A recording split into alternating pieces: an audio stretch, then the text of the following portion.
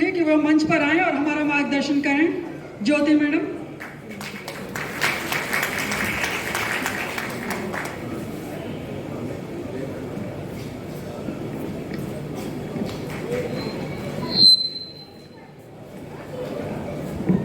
आप सभी को मेरा बहुत बहुत नमस्कार।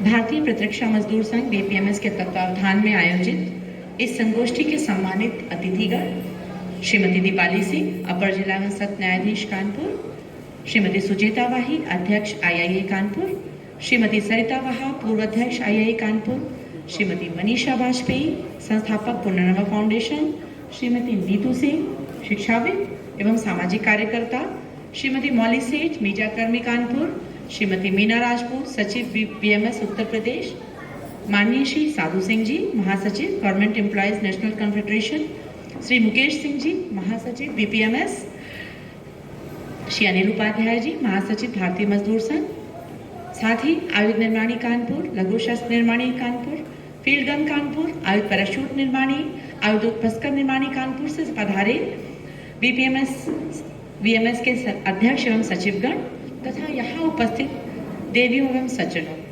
आप सभी को मेरा एक बार पुनः नमस्कार तथा प्रस्तुत विषय working women's leadership challenges and opportunities, इस विषय पर सफल विमर्श की हार्दिक शुभकामनाएं। संभवतः ऐसे आयोजनों से ही समाज को जागरूक बनाते हुए महिलाओं को उचित सम्मान दिलाया जा सकेगा। मैं इसके आगे स्वयं से बोलूंगी, चूंकि मुझे एड्रेस करना था, मैंने इसका सहारा लिया। ये एक बड़ी हार्दिक प्रसन्नता की बात है कि आज बीपीएमएस के तत्वावधान में इसका एक आयोजन किया गया।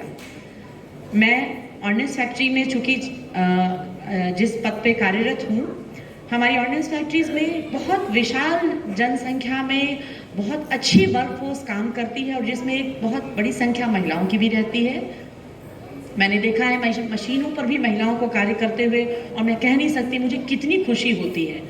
ये जो एक लीड लिया गया है कि जो लीडरशिप में खास तौर से जैसे फैक्ट्री स्तर पे भी या समाज के डिफरेंट स्तर पे महिलाओं को लीडरशिप में भी आगे बढ़ाएं। जैसे कि अभी तक जितने भी मुद्दे हमारी, उदाहरण मैं फैक्ट्री से इसलिए ले रही हूँ क्योंकि मैं वहाँ को बिलोंग करती हूँ, मैं इसलिए बता रही हूँ कि जितने भी मुद्दे हैं इवन महिलाओं के लिए भी, तो हमारे पुरुष भाई साथीगण ही आते हैं और बड़ी खुशी की बात है कि वो उनकी इतनी चिंता करते हैं, उनके लिए क्रेच की, उनकी लैक्टेटिंग मैटरनिटी की लीव की, ब्रेक्स की बातें करते हैं।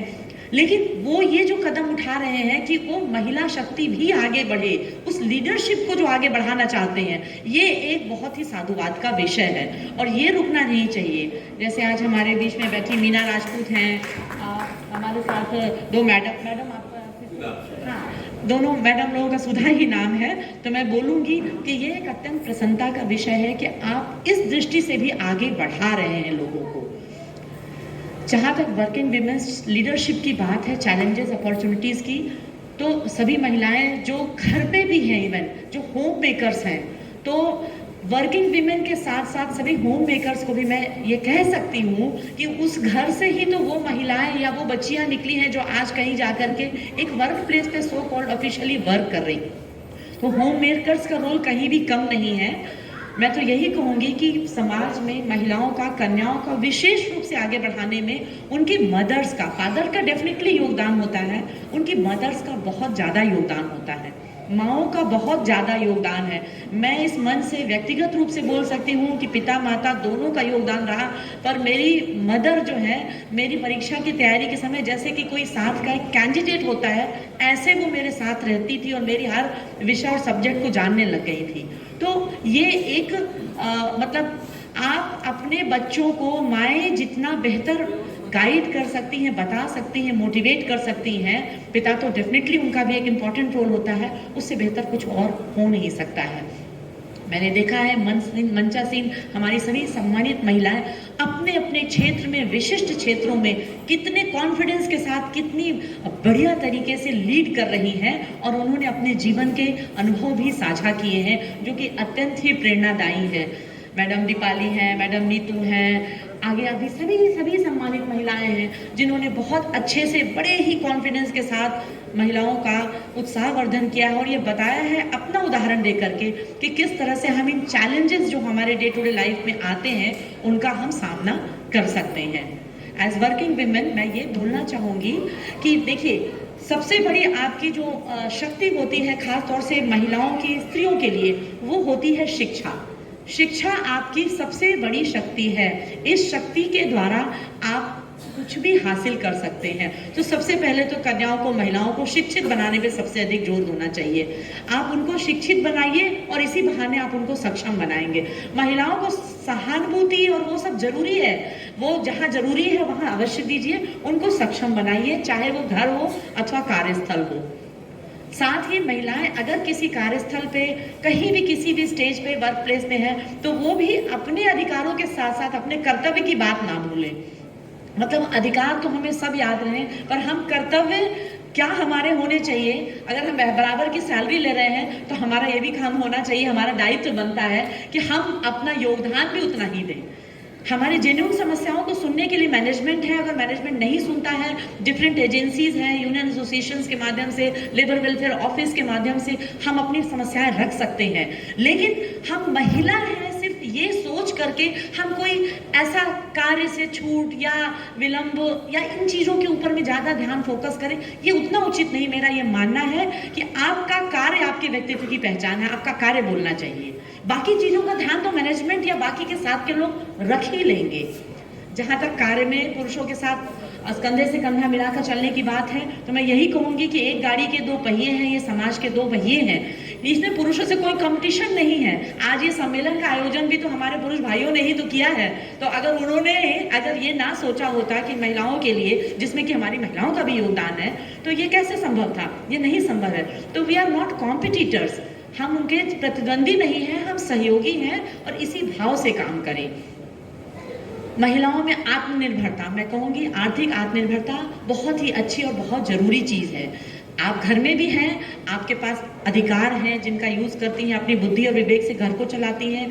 अगर आप आर्थिक रूप से एक सो कॉल्ड नौकरी, व्यवसाय, बिजनेस या किसी भी चीज़ में जाती हैं, तो ये और भी बेहतर है। आर्थिक स्वतंत्रता वाकई एक बहुत बड़ी चीज़ होती है और जब आप उसका अनुभव करते हैं, ये नहीं कि आपको स्वयं के लिए, आप समाज में, परिवार में, रिश्तेदारों के लिए, नातेदारों के लिए, बहुत सारे लोगों के लिए प्रेरणा का स्रोत बनते हैं। ज़रूरत पड़ने पे उनकी मदद कर सकते हैं और उस मदद को करने के लिए आपको किसी का मुंह नहीं देखना है, आसरा नहीं देखना है। ये तो आप अपनी इस चीज़ का उपयोग लोगों को सक्षम बनाने में कर सकते हैं।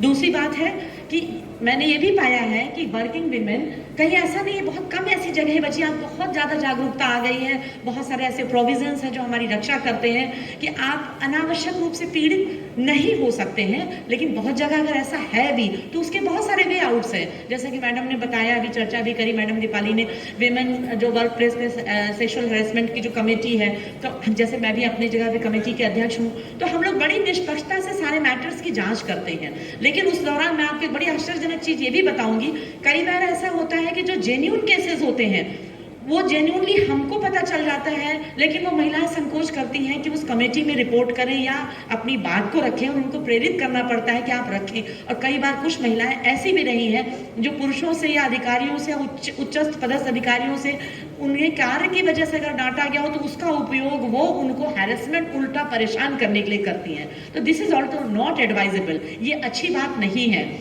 मतलब अगर कमेटी निष्पक्षता से जांच करती है तो ये बात भी सामने आ जाती है कि भाई इसमें कोई दम नहीं था, ये सिर्फ परेशान करने के लिए किया गया। तो ऐसी चीज़ों में हमको नहीं पड़ना चाहिए।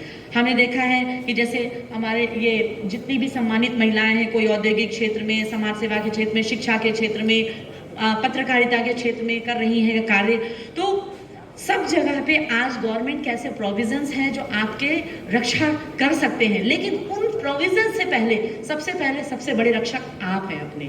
सबसे बड़े रक्षक ऐसे हैं कि आपका कॉन्फिडेंस, आपका वर्क, आपका एटीट्यूड, आपके प्रति लोगों का कैसा व्यवहार होगा, ये डिसाइड करता है। मेरा ये मानना है कि अगर आप अपने कार्य को बहुत अच्छी तरह से करते हैं, ईमानदारी से करते हैं, निष्पक्षता से करते हैं, बिना किसी भेदभाव और बायस के करते हैं, तो जिस कार्य को करने की वजह से पुरुषों को ये मान लिया जाता है कि वो तो उनको करना है, महिलाओं से कहीं ज्यादा प्रशंसा पा जाती है, ज्यादा सम्मान मिल जाता है।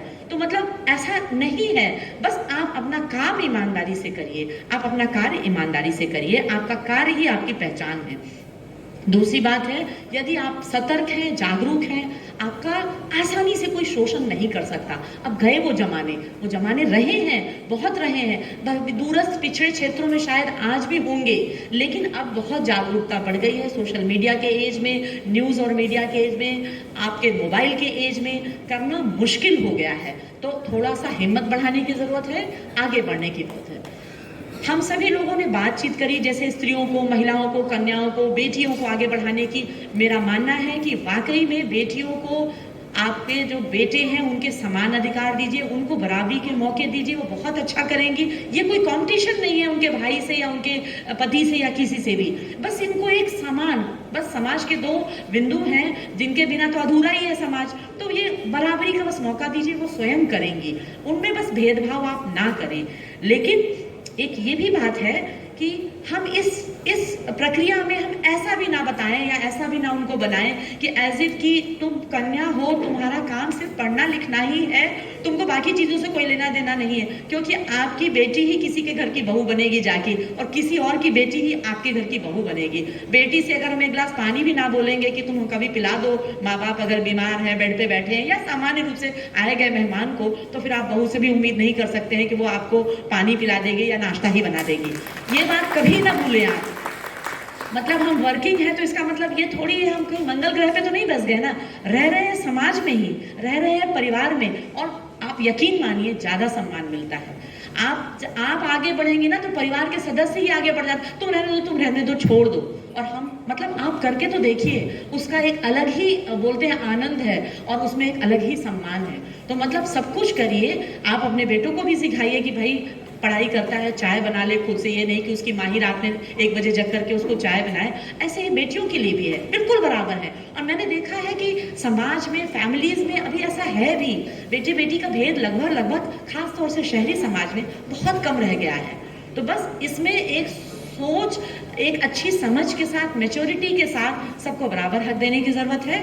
और मैं अंत में यही कहना चाहूँगी, समय काफ़ी शायद हो गया है, मैंने भी काफ़ी बोल दिया है, कि आज इस आयोजन के लिए, ये लीड लेने के लिए मैं बीपीएमएस और उनकी सारी लीडरशिप की, साधु सिंह जी की, माननीय मुकेश सिंह जी की सारी टीम की बहुत बहुत साधुवाद देती हूँ, बधाई देती हूँ कि उन्होंने इसका आयोजन किया।